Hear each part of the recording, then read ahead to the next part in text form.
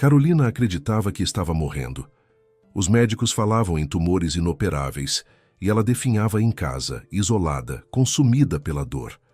Quando o marido, André, decidiu contratar para ela uma cuidadora surda-muda, Carolina enxergou aquilo apenas como mais um gesto tardio de compaixão. Natália chegou em silêncio, com um olhar atento e uma presença inesperadamente calma, trazendo algo diferente para aquela casa mergulhada em sombras. O que André não sabia era que aquela escolha, feita como parte de uma aposta cruel, mudaria tudo, e que muito em breve seria ele, e não Carolina, quem teria uma surpresa da qual não poderia escapar. Antes de começarmos, já se inscreva no canal, ative o sininho e deixe seu like. E nos comentários me conte de qual cidade você está assistindo essa história. Carolina estava sentada na sala de estar em um sofá grande e macio, e com os braços cruzados sobre o peito, olhava silenciosamente para a frente. Naquele momento não havia nenhum pensamento em sua cabeça. Apenas um vazio ensurdecedor e opressivo, que arriscava se tornar seu único companheiro em um futuro próximo. 4 meses atrás, a vida da jovem mulher se dividiu em um antes e depois. As dores no estômago que surgiam logo após as refeições, a princípio causavam apenas um desconforto desagradável, mas depois foram se intensificando. Primeiro eram apenas pontadas leves depois do almoço, que Carolina atribuía ao estresse do trabalho. Depois se tornaram uma queimação constante, que a acompanhava desde o café da manhã até a hora de dormir. No final, forçaram Carolina a praticamente parar de comer por completo. Suas manhãs se tornaram uma sucessão de pequenas derrotas. Levantava-se da cama com esforço, as pernas bambas, e precisava se apoiar na parede para chegar ao banheiro. O reflexo no espelho mostrava uma versão sombria de si mesma, a pele amarelada, os olhos fundos, os cabelos sem brilho caindo aos mechas. Tentava tomar o café da manhã, mas bastavam 2 colheradas de aveia para que o estômago se contraísse em espasmos dolorosos. O chá passava, com sorte. Às vezes nem isso. Parou de corrigir provas em casa porque não conseguia se concentrar por mais de 10 minutos. As letras dançavam na sua frente e a dor latejante no abdômen não a deixava em paz. Quando ainda tentava dar aulas, chegava na escola já exausta, como se tivesse corrido quilômetros. Durante as explicações, precisava se apoiar na mesa para não cambalear. Os alunos a olhavam com preocupação crescente. Carolina emagreceu drasticamente, embora já fosse bastante magra. A falta de vitaminas e minerais afetou gravemente sua aparência, que antes era muito atraente. Suas roupas ficaram folgadas, pendurando no corpo como trapos. As mãos tremiam quando tentava segurar uma xícara.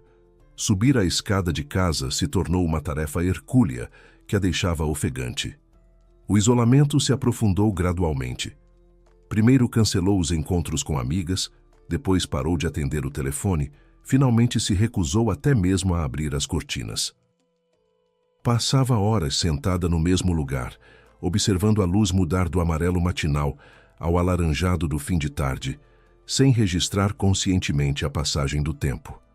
A casa se encheu de um silêncio pesado, quebrado apenas pelo tic-tac do relógio da parede e pelo som ocasional de sua própria respiração laboriosa. Agora, ao passar por espelhos e superfícies refletoras, Carolina tentava não se olhar neles, não se ver, para não se entristecer ainda mais.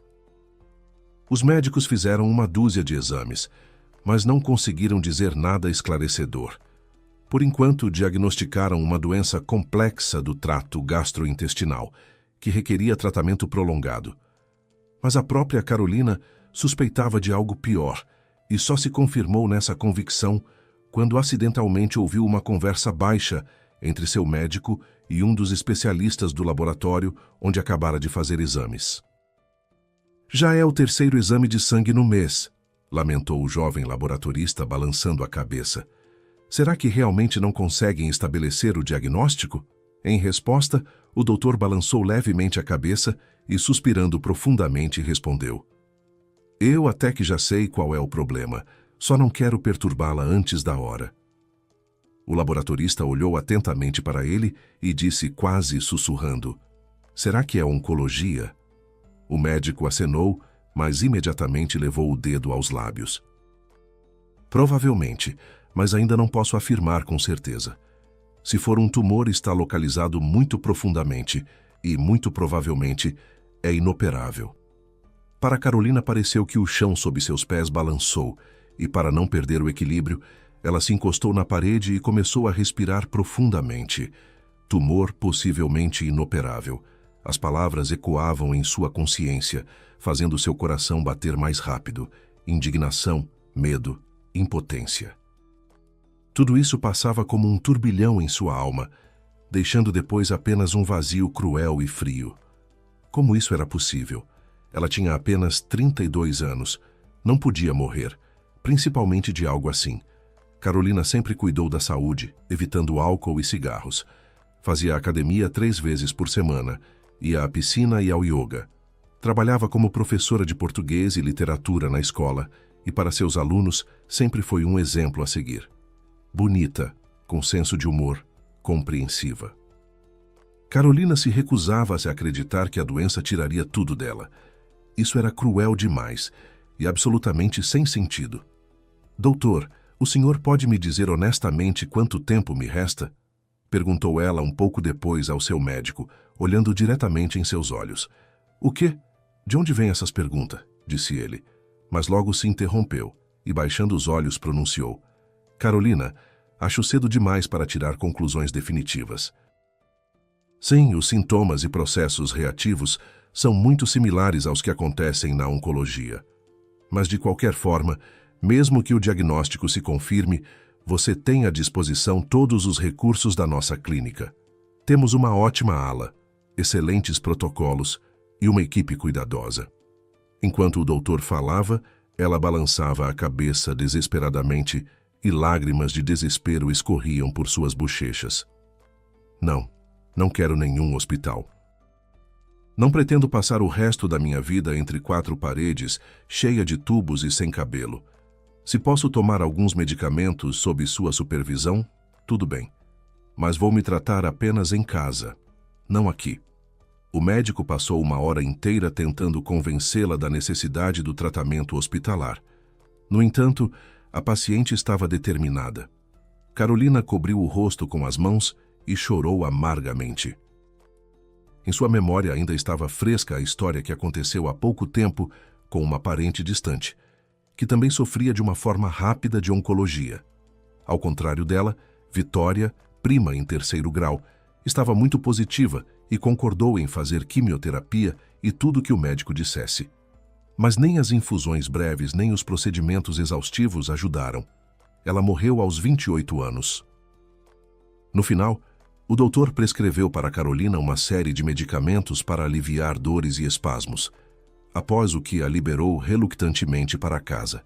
Mas antes de se despedir, lembrou que o diagnóstico ainda não era preciso. Ela apenas acenou e se apressou em sair. A cada passo, um sentimento sombrio e sem alegria a dominava cada vez mais. No mesmo dia, ela pediu mais uma licença médica, avisando o diretor da escola e os colegas que ficaria afastada por muito tempo. Eles balançaram a cabeça com pena. O humor piorou definitivamente quando ela contou tudo ao marido. André é dono de uma rede de clínicas dentárias que antes havia investido nelas com sucesso e agora dirigia profissionalmente várias filiais regionais. Olhou tristemente para ela. Depois pegou sua mão e disse com emoção: "Carla, não desanime. Juro que farei tudo ao meu alcance. Conseguiremos quaisquer medicamentos que o médico disser. Traremos os melhores doutores para você." "Prometo. Vamos colocá-la de pé novamente." Aparentemente, ele demonstrava cuidado com ela, solidarizava-se. No entanto, Carolina estava tão profundamente absorvida em sua própria dor que não conseguia avaliar as palavras adequadamente. "Me deixe sozinha, por favor", pediu ela.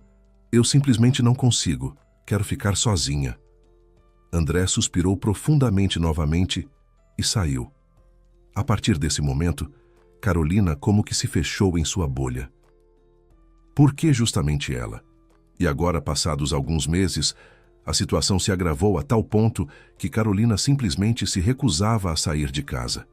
O único lugar aonde ia com triste regularidade era o hospital, mas lá ainda davam de ombros.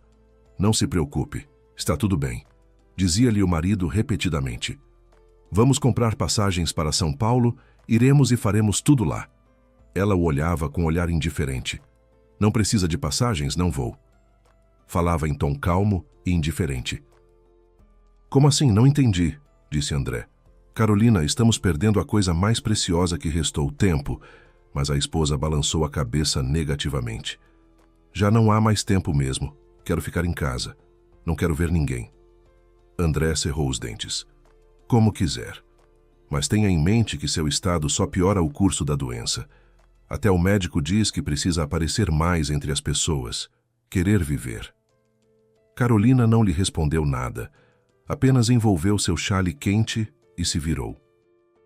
A partir desse momento, o marido como que foi substituído. Começou a ficar cada vez mais na empresa, viajava em longas viagens de negócios, explicando isso como época de projetos e reuniões especialmente complexos. Quando chegava em casa, e isso acontecia após a meia-noite, Carolina sentia claramente o aroma que vinha dele de álcool forte e perfume feminino. Apesar de já ter desistido de si mesma há muito tempo, no fundo, ainda amava o marido e não podia deixar de se preocupar com o estado dele. E quando lhe perguntava sobre essas mudanças, o marido respondia com um sorriso amargo. E que diferença faz para você? Você só fica em casa o dia inteiro se lamentando de como não quer viver. Então eu simplesmente não atrapalho você. Carolina se calou. Pela primeira vez sentiu vergonha por ter parado completamente de dar atenção ao marido. Não percebeu como seu casamento rachou enormemente. André, me perdoe. Entendo que não era isso que você esperava de mim, mas compreenda. Viver como eu vivo é insuportável. Tomo comprimidos aos punhados todos os dias. Como você acha que me sinto para sair e conversar com alguém? Fiquei tão feia. E eu te disse alguma coisa? Respondeu o marido, e em sua voz soou escárnio. Mas então não me arraste comigo para o túmulo, eu ainda quero viver. André foi embora para algum lugar, deixando-a sozinha. Carolina, incapaz de conter as emoções, chorou novamente. Afinal, podia culpá-lo por ser saudável e querer continuar vivendo enquanto ela não? Preocupando-se com o marido, ela nem imaginava que, na verdade, André já vivia há muito tempo outra vida, que não se cruzava com os problemas dela. No trabalho, assim como entre seus colegas empresários, André continuava a interpretar o papel de marido triste, mas cuidadoso e paciente, que cuidava da esposa desenganada, e até o último momento esperava por um milagre. Mas, na verdade, ele já estava completamente indiferente a Carolina. Sua dor e apatia fizeram uma péssima pegadinha com ela. O empresário decidiu assim. Já que a esposa doente não queria tentar se curar, então provavelmente precisava procurar outra, mais jovem e saudável, que não só corresponderia à sua imagem de esposa ideal, mas também se encaixaria perfeitamente em seu círculo de negócios graças à aparência impressionante e alto intelecto. Não teve que procurar por muito tempo. Mariana Santos. A jovem gerente de relações públicas de sua empresa há muito tempo piscava para o chefe e não se importaria de conhecê-lo melhor. Bonita, ambiciosa, com uma língua bem solta, Mariana rapidamente conquistou não apenas a disposição profissional do chefe. Logo seus relacionamentos se transformaram em uma verdadeira paixão desenfreada, cujo resultado foi a gravidez. O prazo ainda era bem pequeno, apenas alguns meses, mas a garota já fazia grandes planos para uma vida conjunta e, obrigatoriamente, oficialmente registrada com André. Não acha que já é hora de nos assumirmos? Disse uma vez Mariana, com ironia não disfarçada. Estamos juntos há tanto tempo que, sabe, me sinto meio prejudicada. Tenho que dividir você com uma esposa moribunda. Quando vai se divorciar? É impossível abandoná-la nesse estado, já expliquei, disse André com irritação. Imagine só o que vão dizer de nós. Os parceiros, aliás, já desconfiam que nos liga mais que o trabalho. Ele se inclinou para a amante, beijou-a carinhosamente e acrescentou em tom confiante: acho que logo tudo se resolverá por si só. No estado que Carolina está, as pessoas se consomem rapidamente. Mariana olhou com esperança. Você bolou alguma coisa? Ainda não, mas estou trabalhando nisso, assegurou o empresário e sorriu maliciosamente. Alguns dias depois, André celebrava com seus amigos e também parceiros de negócios uma transação especialmente bem-sucedida. Era em um clube de charutos de elite, onde só entravam clientes muito importantes. Sentado em um nicho especial, cercado por uma cortina de veludo, André relaxou tanto que se permitiu abrir o jogo tanto sobre Mariana quanto sobre Carolina, que com sua própria existência começou a complicar seriamente sua vida. Um dos amigos, dono de uma rede de concessionárias, disse: bem, meu caro, sua situação é sem saída. Ou ficar esperando e escondendo Mariana, ou o quê? André o olhou avidamente. Ou se divorciar dela agora, ou se preparar para processos, e certamente os jornalistas vão se reunir como corvos. E vai manchar sua imagem bastante, concluiu o segundo amigo empresário. André pensou. Nenhuma nem outra opção o satisfazia, mas inesperadamente em sua cabeça passou uma série de eventos que podia mudar tudo. Era possível se livrar da esposa enjoada e, ao mesmo tempo, não sofrer nem financeira nem reputacionalmente. Como isso seria possível? Perguntou o primeiro amigo. Isso é problema meu, mas no final eu conseguiria uma nova vida com Mariana e uma reputação limpa. O segundo empresário arqueou a sobrancelha interrogativamente.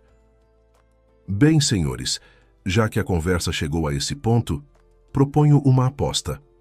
O dono das concessionárias sorriu levemente. E qual seria? Se André conseguir fazer tudo isso, digamos, em 1 mês e meio, cada um coloca $500.000 na mesa para ele. Mas há uma condição. Ele não pode sujar as mãos para que ninguém tenha dúvidas. O segundo empresário, que formulou o princípio da aposta, acrescentou, olhando para André com olhos brilhando de empolgação: e se não conseguir, lavamos as mãos.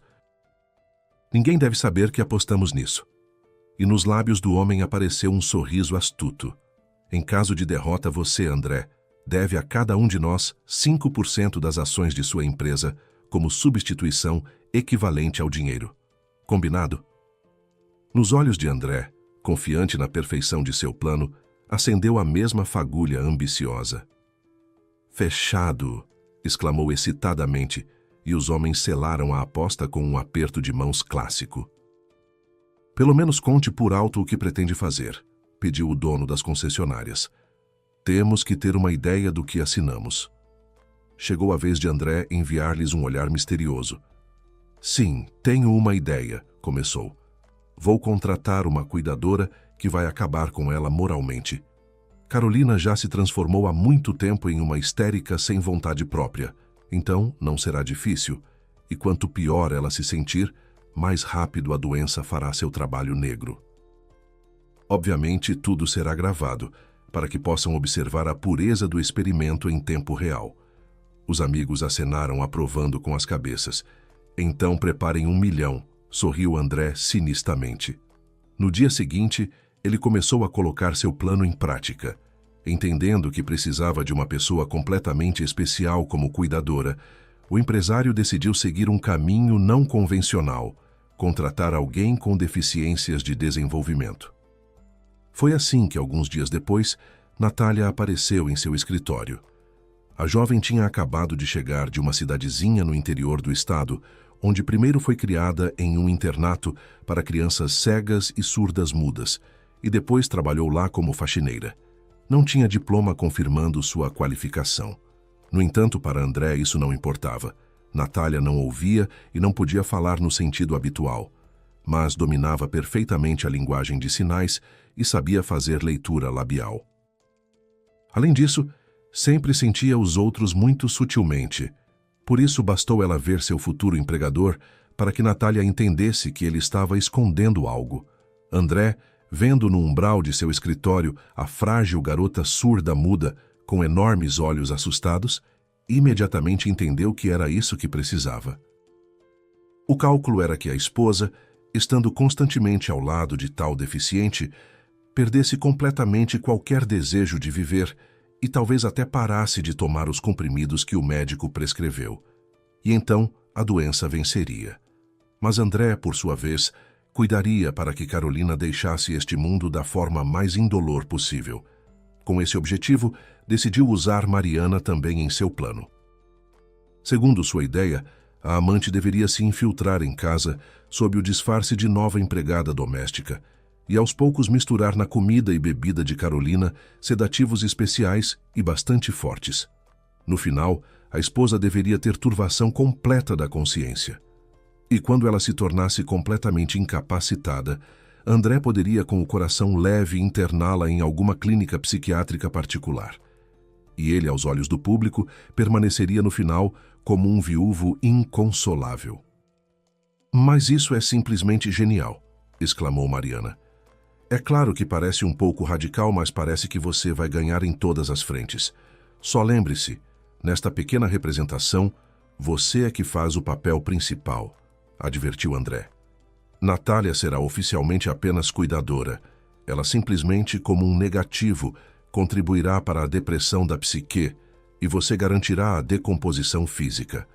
Vou passar os medicamentos amanhã e, é claro, você precisa se controlar. Carolina não deve desconfiar do que há entre nós." Mariana acenou concordando e se abriu em um sorriso satisfeito.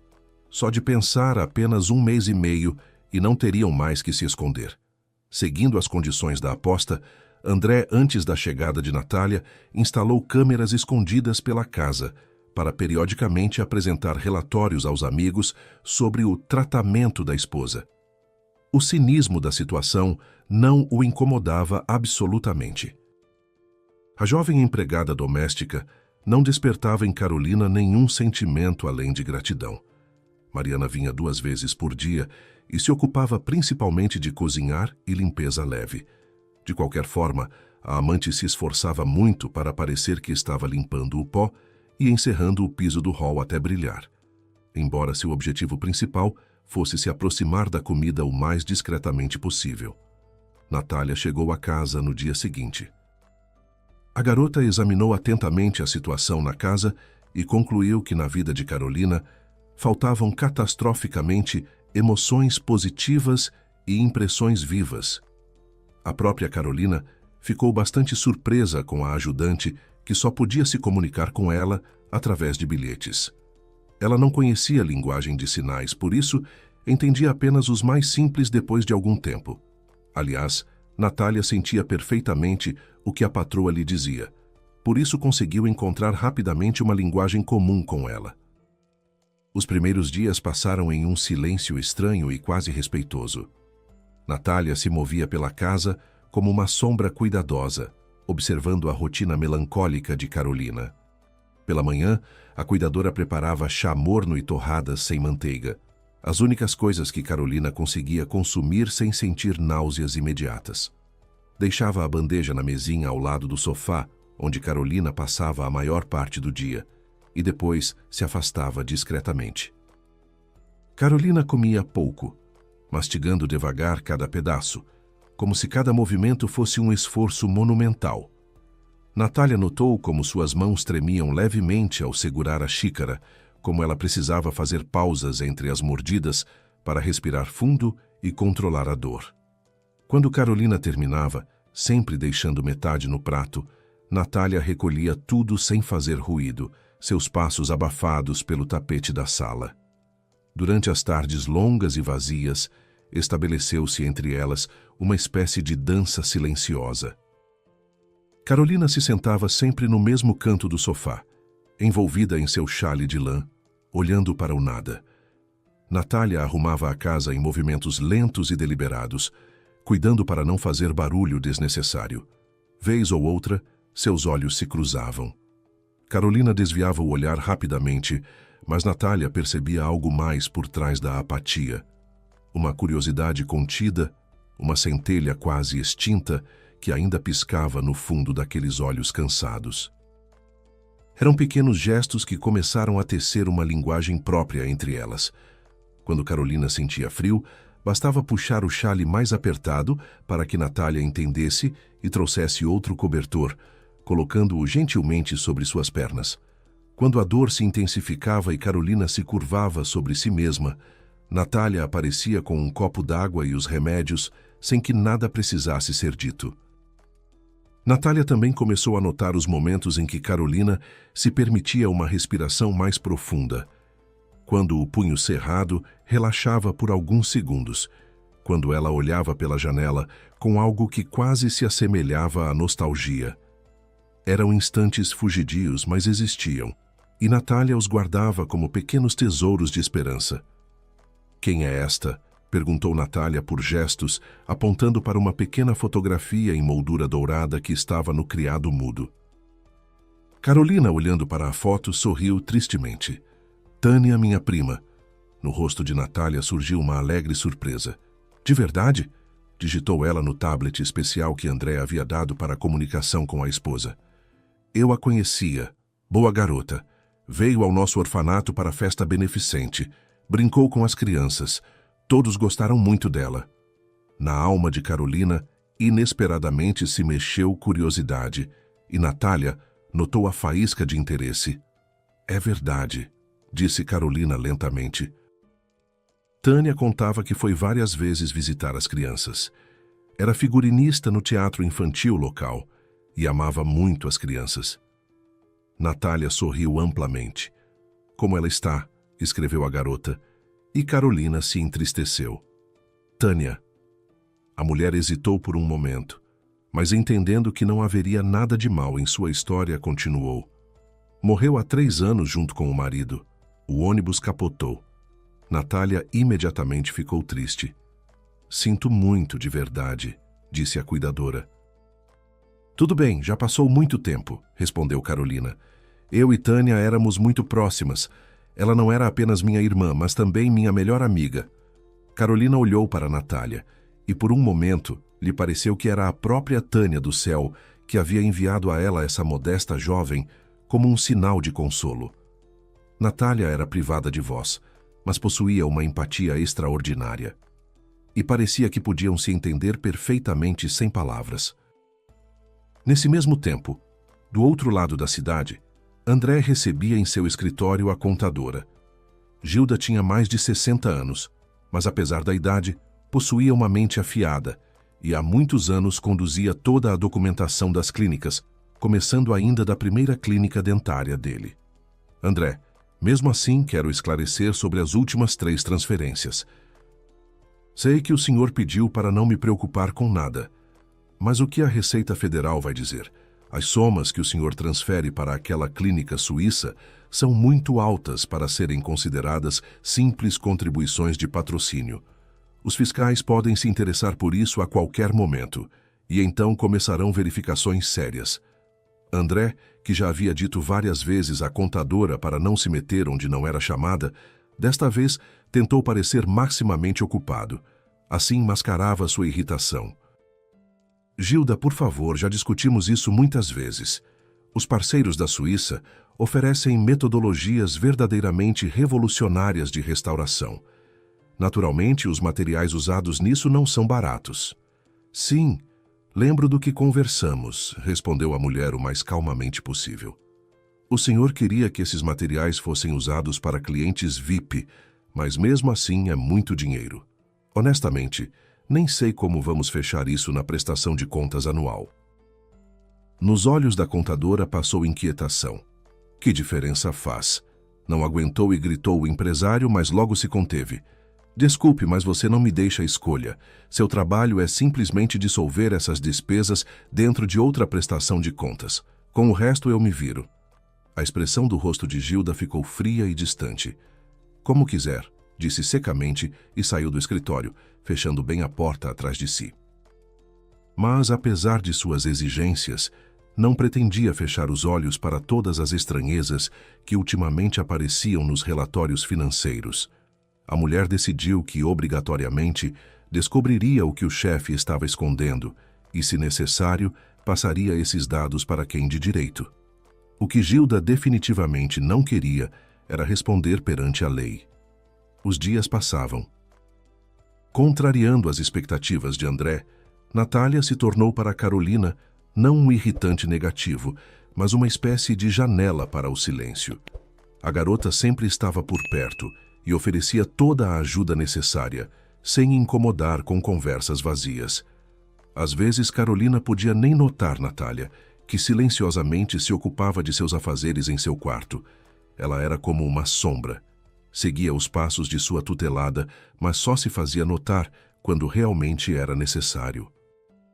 Com o passar dos dias, começaram a se formar rituais quase imperceptíveis entre elas.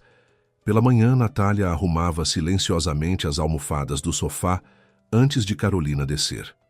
À tarde, quando o sol entrava pela janela da sala, ela ajustava as cortinas para que a luz não incomodasse os olhos sensíveis de Carolina. À noite, antes de Carolina subir para o quarto, Natália sempre deixava um copo d'água fresca na mesinha de cabeceira, junto com os remédios organizados em fileirinhas. Carolina começou a perceber esses pequenos cuidados. A princípio, com irritação, não queria ser tratada como inválida, mas aos poucos foi notando que Natália nunca a fazia se sentir frágil ou incapaz.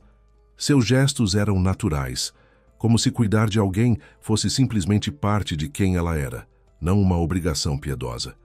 Houve uma tarde em que Carolina tentou levantar para pegar um livro na estante e sentiu uma tontura violenta. Natália apareceu instantaneamente ao seu lado, não para impedi-la de levantar, mas oferecendo discretamente o braço como apoio. Quando Carolina conseguiu pegar o livro, Natália se afastou sem alarde, voltando para sua tarefa de dobrar roupas como se nada tivesse acontecido. Foi nesse momento que Carolina realmente olhou para a cuidadora.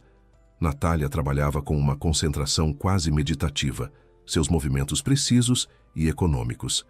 Havia algo de sereno nela que Carolina não conseguia decifrar.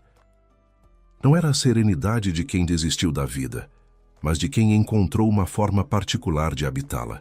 Certa vez, Natália voltou da loja e colocou diante de Carolina um pacote bonito com o emblema de uma popular loja de artigos para a criatividade. "O que é isto?" perguntou Carolina, que estava de péssimo humor naquele dia. A garota apenas gesticulou, propondo: "Abra." Carolina pensou um pouco e, relutantemente, desamarrou a fita. "Álbum para desenho?" disse ela lentamente, tirando o conteúdo. E um segundo depois acrescentou com surpresa não disfarçada: "Lápis coloridos. Natália, estamos na pré-escola ou o quê?" Natália viu como a patroa se agitou, rapidamente pegou o tablet e começou a digitar rápido. "É arte-terapia. Ouvi dizer que isso ajuda bem em tais estados. Tente." Carolina se inflamou e, com um grito indignado, empurrou o presente para longe. "Que absurdo é esse? Que emoções! Você está em seu juízo perfeito? Tire isso agora mesmo. Nada mais pode me ajudar." Carolina se levantou bruscamente, mas sentiu como a cabeça girou drasticamente. No final, desceu de volta para a cama. Naquele minuto, queria simplesmente ficar sozinha. "Vá embora. Por favor, vá embora." Natália entendeu que hoje nada daria certo. Por isso, guardou o presente de volta no pacote e cuidadosamente o colocou na penteadeira. Ela mesma saiu do quarto. Não estava zangada, entendendo como Carolina se sentia agora. E tarde da noite, quando todos na casa já dormiam, Carolina inesperadamente acordou e, com um movimento rápido, se sentou na cama. Havia sonhado com alguma mistura terrível de imagens nas quais se misturava o passado. Escola, alunos, marido. Depois, por algum motivo, viu no sonho uma igreja velha e, ao lado, um cemitério. "Não, não quero morrer", sussurrou ardentemente, jogando fora o cobertor abafado como uma mortalha. "Não quero morrer, não quero." O pânico rapidamente a dominava. Acendeu o abajur e, pegando o pacote, despejou todo o conteúdo na mesa e começou a desenhar algo caoticamente, sem pensar muito no que seria. E quando se deu conta, já alvorecia lá fora. Afastando-se do álbum, a mulher olhou para seus desenhos. Descobriu que havia usado todas as cores, mas a única coisa que não tocou foi o lápis preto. Ele estava ali solitário de lado. Carolina havia desenhado no papel sua casa em um dia ensolarado e brilhante, e no telhado estavam sentados 2 enormes pássaros coloridos. De onde veio tudo isso? Será que fui eu mesmo? Maravilhava-se Carolina, e depois, balançando a cabeça, olhou para seus dedos sujos de grafite colorido. Ah, Natália, você parece conseguir puxar uma pessoa até da beira do túmulo. Balançou a cabeça Carolina e sorriu levemente. Durante o desenho, como se uma parte fechada dela tivesse se libertado. E pela primeira vez em muito tempo, o mundo parecia não tão terrível. Me ensine sua linguagem, pediu Carolina à cuidadora no dia seguinte. Quero me comunicar com você não apenas através de bilhetes. Natália se surpreendeu, mas também se alegrou com tal pedido. Com prazer concordou. No início, o aprendizado era difícil. Da constante tristeza e fixação em sua própria dor, Carolina por muito tempo não conseguia se concentrar. Mas Natália se distinguia por uma paciência especial. Literalmente migalha por migalha, Carolina juntava dentro de si não apenas sua própria personalidade, mas despertava em si o desejo de viver novamente. Ela de repente se lembrou de como era esperta e inteligente antes, e como seus alunos ficavam alegres quando ela mesma facilmente e alegremente lhes ensinava algo. As lições começavam sempre na parte da tarde, quando a luz ficava mais suave e Carolina se sentia um pouco melhor. Sentavam-se frente a frente na mesa da sala, e Natália mostrava os gestos básicos com paciência infinita. Casa, água, obrigada. Palavras simples que Carolina repetia com as mãos trêmulas, concentrando-se intensamente para lembrar de cada movimento. Natália percebia quando Carolina estava chegando ao limite de sua resistência. Suas mãos ficavam mais rígidas, o rosto se contraía de dor, e ela começava a fazer os gestos de forma automática, sem realmente estar presente. Nesses momentos, Natália gentilmente sinalizava para pararem, e Carolina, constrangida, murmurava desculpas. Mas havia dias melhores, dias em que Carolina conseguia manter a concentração por mais tempo, quando seus dedos se moviam com mais fluidez, quando um sorriso fugaz aparecia em seu rosto ao conseguir formar uma frase completa com as mãos. Natália recompensava esses momentos com aplausos silenciosos, suas mãos dançando no ar, e Carolina sentia uma satisfação pequena, mas real. Uma das tarefas de controle para Carolina foi ler pelos gestos de Natália sua história sobre si mesma. A mulher seguiu atentamente as mãos da cuidadora e, no final, começou a responder devagar, para que Natália pudesse ler tudo pelos lábios. Então, você cresceu no orfanato porque seus pais renunciaram a você ao saberem que você era assim. Carolina balançou a cabeça com pena. Ela não aprovava tal ação, embora entendesse que para Natália isso já era apenas parte de seu passado muito distante. Depois, aos 5 anos, os educadores começaram a notar que você desenha bem. Você mesma não entendia isso. Mais tarde percebeu que tem talento. Natália acenou sorrindo. Ela sempre se relacionava de forma muito autocrítica com sua criatividade, mas ainda assim não podia negar que os educadores estavam certos sobre ela.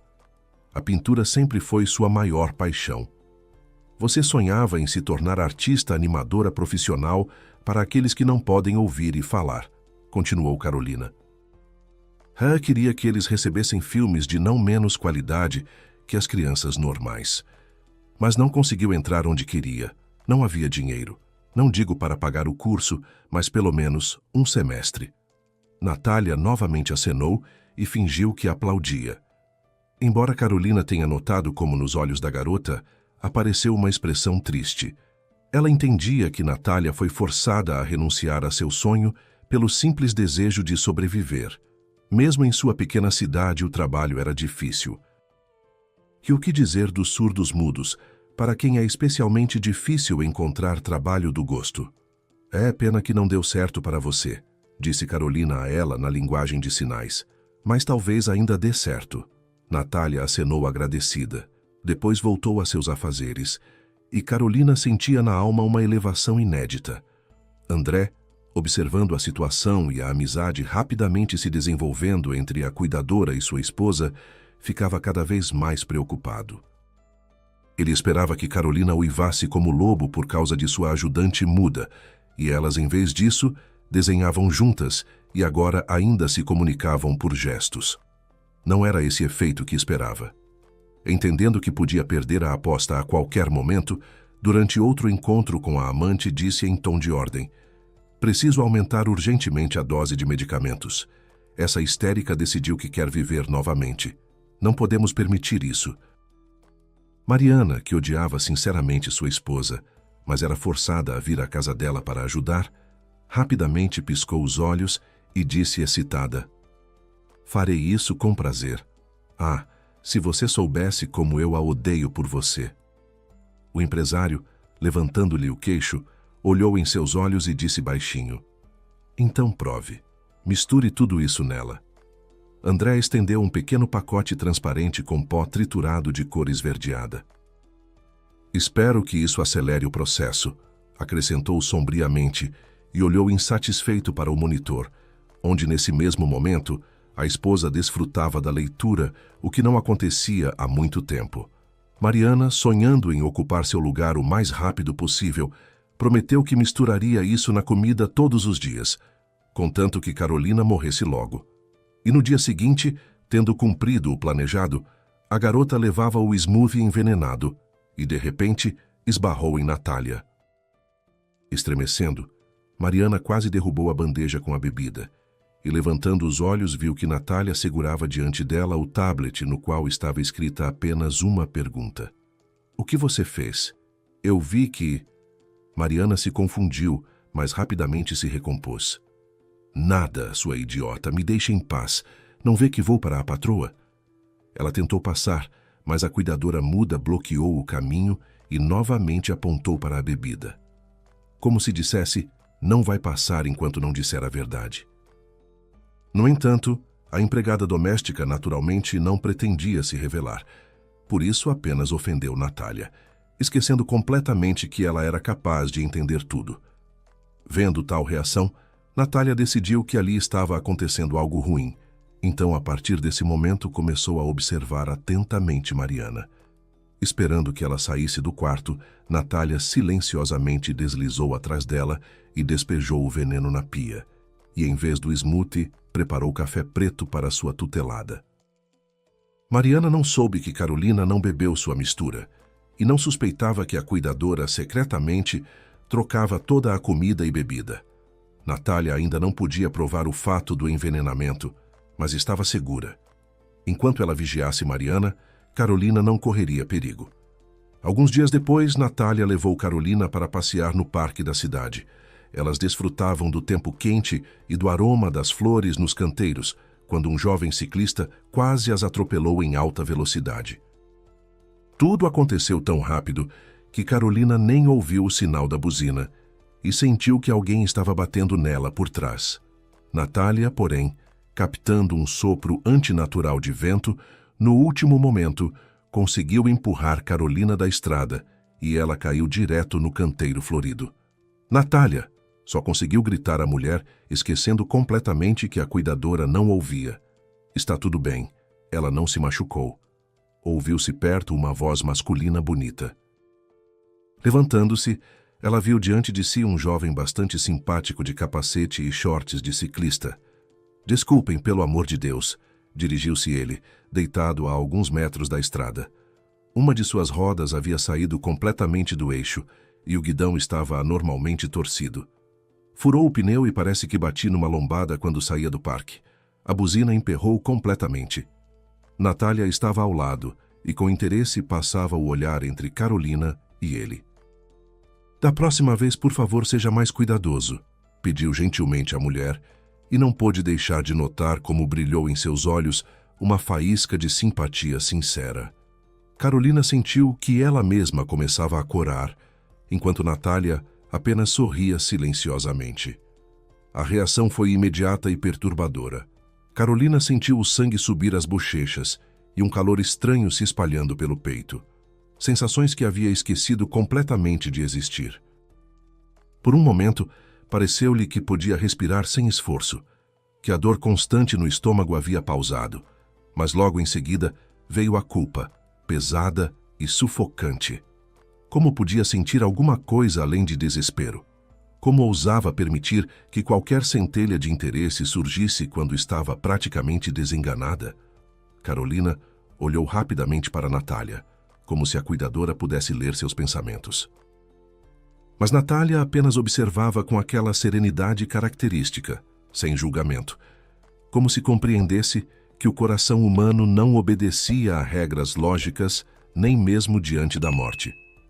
O rosto de Roberto era aberto e honesto, sem nenhuma pretensão além da cortesia. Isso de alguma forma tornava tudo mais confuso para Carolina. Ela não queria sentir nada, não tinha direito de sentir nada. André já a havia abandonado emocionalmente, mas isso não mudava o fato de que ainda estava casada, ainda estava doente, ainda estava caminhando para o fim. Carolina entendia que sua simpatia não podia estar certa, embora ela e André já fossem estranhos um para o outro há muito tempo, e o coração da própria Carolina só recentemente havia começado a bater novamente. Meu nome é Roberto Silva. Estendeu a mão, apertando sucessivamente primeiro a mão frágil de Carolina, depois a mais flexível de Natália. Carolina explicou que Natália não podia ouvir, mas sabia fazer leitura labial. Roberto acenou com compreensão. Tudo normal. Eu mesmo trabalho no Centro para Crianças Especiais, aqui perto. Trabalhamos tanto com autistas quanto com deficientes auditivos e surdos mudos também. A propósito, nessa questão a hipoterapia ajuda muito. As crianças literalmente se abrem depois dela e ficam muito mais comunicativas. Quando Roberto falou sobre o centro, Carolina percebeu que sua voz carregava o mesmo tipo de dedicação serena que via nos gestos de Natália. Havia algo reconfortante nisso, uma familiaridade que ela não conseguia nomear. Talvez fosse a forma como ele se referia às crianças especiais, sem condescendência, sem piedade dramática, apenas com o respeito natural de quem realmente os conhecia. Roberto acrescentou que por formação era médico-terapeuta. Por isso, sabia por experiência própria como é difícil a vida das crianças especiais. Querem vir ao nosso centro? Propôs inesperadamente. Vejam como ajudamos as crianças a se recuperarem. E eu, como compensação pelo acidente de hoje, pessoalmente ensinarei vocês a andar a cavalo. O convite pegou Carolina desprevenida. Há meses que ninguém a convidava para lugar nenhum. As pessoas evitavam contato com ela, como se a doença fosse contagiosa. Mas Roberto falava naturalmente, como se sua presença fosse bem-vinda, como se ela ainda pudesse contribuir com alguma coisa no mundo. Era uma sensação estranha e quase dolorosa, como se um músculo atrofiado fosse subitamente solicitado a trabalhar. Parte dela queria recusar imediatamente. Que direito tinha de passear por aí quando deveria estar se preparando para morrer? Que direito tinha de sentir essa inexplicável leveza no peito quando olhava para Roberto? Mas outra parte, uma parte pequena e quase sufocada, sussurrava que talvez ainda merecesse alguns momentos de humanidade simples. Carolina ficou confusa com tal proposta inesperada, mas pensando, concordou. Fazia tanto tempo que não estava entre pessoas, e lhe interessava dar uma olhada no mundo no qual Natália viveu desde o nascimento. Quando ela contou isso ao marido à noite, ele apenas sorriu com escárnio. Já que você está tão determinada a morrer, para que essa viagem idiota? Ou você pensa que vai andar uma vez de cavalinho e a oncologia vai sumir como num passe de mágica? Aí sim nossos médicos são burros. André, naquele momento, pensou consigo que seria muito bom se a esposa enjoada, de repente, caísse desajeitadamente do cavalo e quebrasse o pescoço. Mas André, pelo que vejo, perdeu completamente os restos de humanidade, disse baixinho à esposa e se afastou da mesa de jantar. Ela chorou a noite toda, imaginando em que momento o havia perdido definitivamente. Na manhã seguinte, Carolina, junto com Natália, foi ao centro de reabilitação, e isso se tornou uma verdadeira revelação. Vendo como os especialistas trabalhavam com as crianças, como as introduziam à arte e as ajudavam a compreender este mundo, Carolina sentiu como algo dentro dela finalmente se mexeu. Roberto a ajudou a montar a cavalo pela primeira vez, e foi uma sensação inesquecível. Ela nunca se havia sentido tão livre e até parou de sentir dor. Depois disso, Carolina começou a ir lá regularmente. Queria saber o máximo possível sobre métodos de recuperação. Afinal, ela mesma era pedagoga. Além disso, começou a perceber que quanto mais se comunicava com crianças especiais, menos sentia sua própria dor e, em geral, se sentia melhor. O novo conhecido não se importava com o desejo de Carolina de ajudá-los no centro. No entanto, para isso, era necessário passar por exame médico.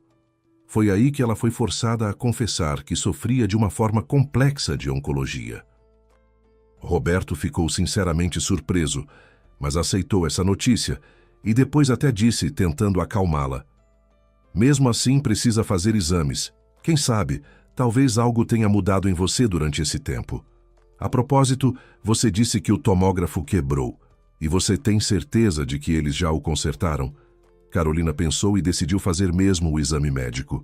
E quando foi ao médico que a acompanhava, ele imediatamente ficou vermelho como um caranguejo cozido. "Carolina, como assim? Não consigo falar com você ao telefone, já passou tanto tempo." Para seu olhar sem entender, o doutor explicou: "Chegaram os resultados de sua última pesquisa. Então, você não tem oncologia. Descobriu-se que era uma forma avançada de uma doença completamente diferente, que às vezes é confundida com tumor. Mas isso definitivamente tem cura, então você vai viver." Carolina ficou sentada sem conseguir pronunciar uma palavra. Parecia que ela, como Natália, havia perdido a capacidade de falar. Era tão chocante. "Eu vou viver", sussurrou baixinho. E naquele momento, involuntariamente, se lembrou de um caso que aconteceu com ela no centro. Um dos garotos autistas, Nicholas, depois de conversar com ela, colocou em sua mão uma pequena pedra redonda. Depois rapidamente correu para o outro lado da sala. "E o que isso significa?" perguntou a Roberto, examinando com interesse o presente. "É assim que Nicholas costuma dizer obrigado", explicou o terapeuta.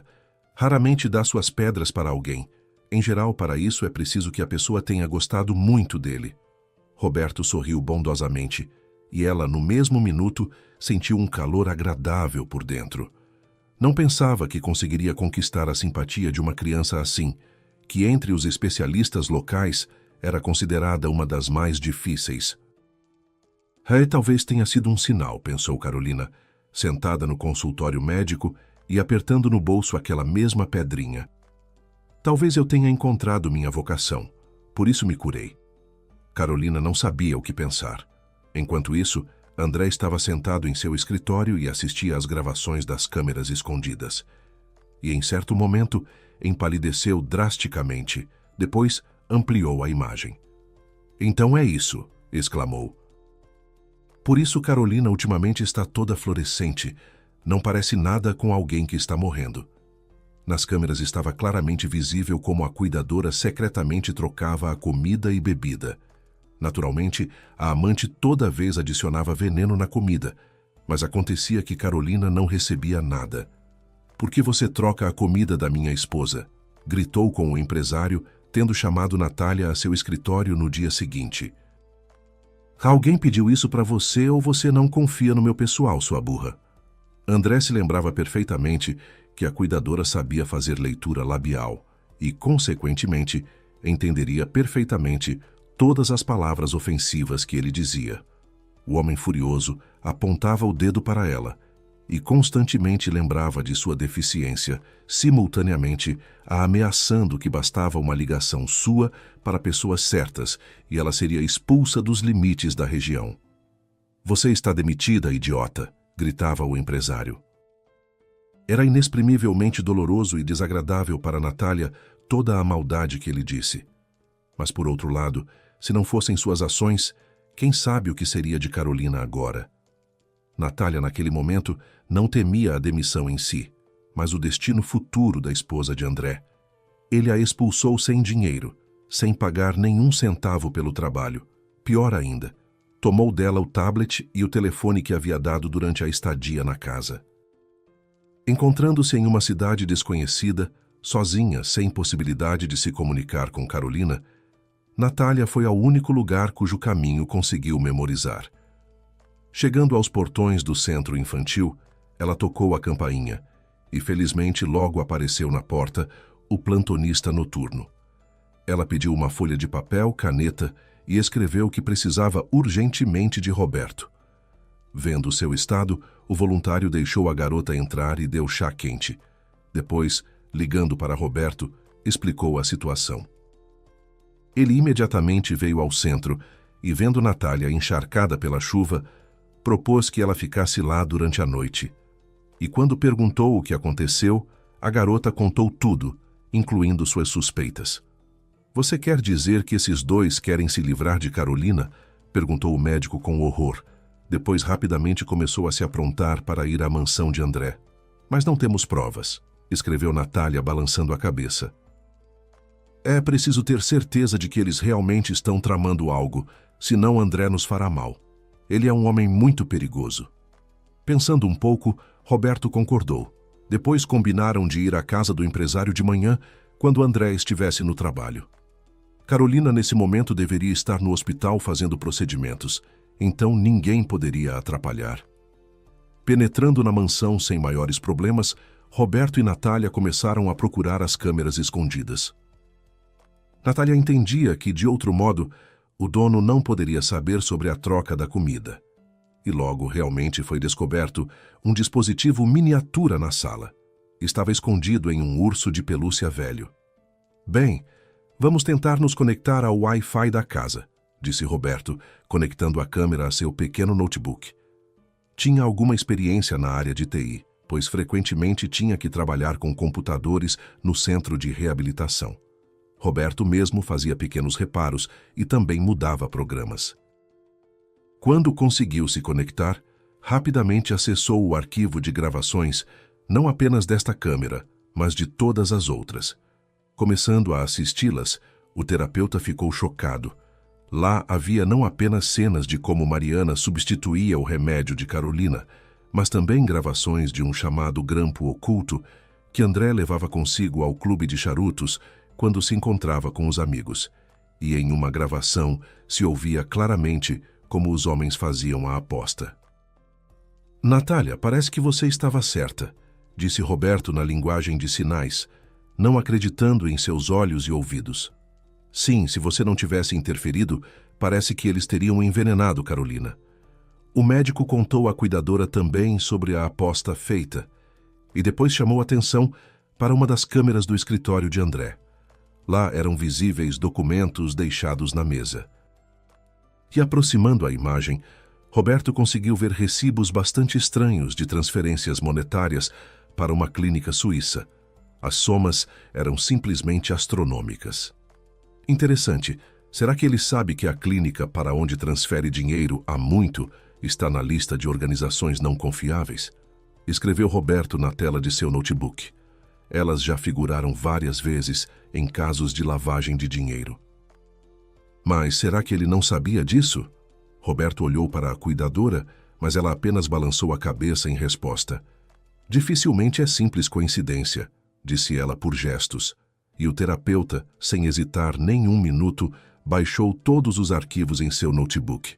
Agora era preciso agir rapidamente. Quando Carolina voltou do hospital, Roberto e Natália contaram tudo e a convenceram a fazer exame de sangue para detectar substâncias venenosas. O médico disse que os medicamentos tinham efeito cumulativo, e isso significava que seus rastros ainda podiam estar no sangue.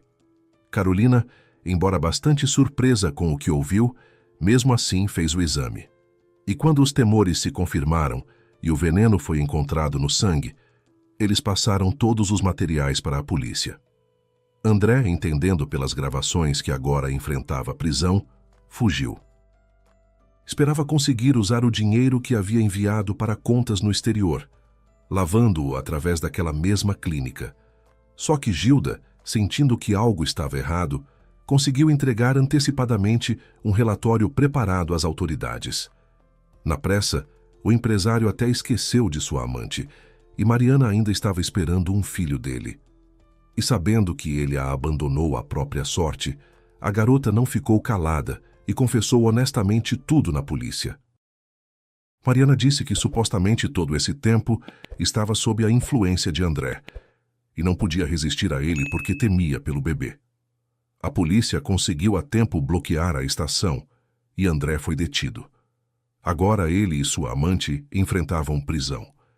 Mariana parece teria que dar à luz na colônia, depois do que a criança provavelmente seria entregue a parentes para a criação. Carolina pediu divórcio e começou a viver uma vida normal, trabalhando no centro de reabilitação junto com Roberto, que 1 ano depois se tornou seu querido marido. Ela conseguiu completar plenamente o tratamento e novamente se sentia cheia de forças. O casal adotou aquele mesmo Nicolas, e o menino, apesar de suas particularidades, se sentia verdadeiramente necessário e feliz. Natália também encontrou sua felicidade dentro do centro. Conheceu Felipe. Ele também era surdo-mudo, mas fazia leitura labial perfeitamente. Formaram um casal maravilhoso. Natália começou a trabalhar no centro como artista decoradora. Junto com Felipe, esperavam um aumento em sua pequena família.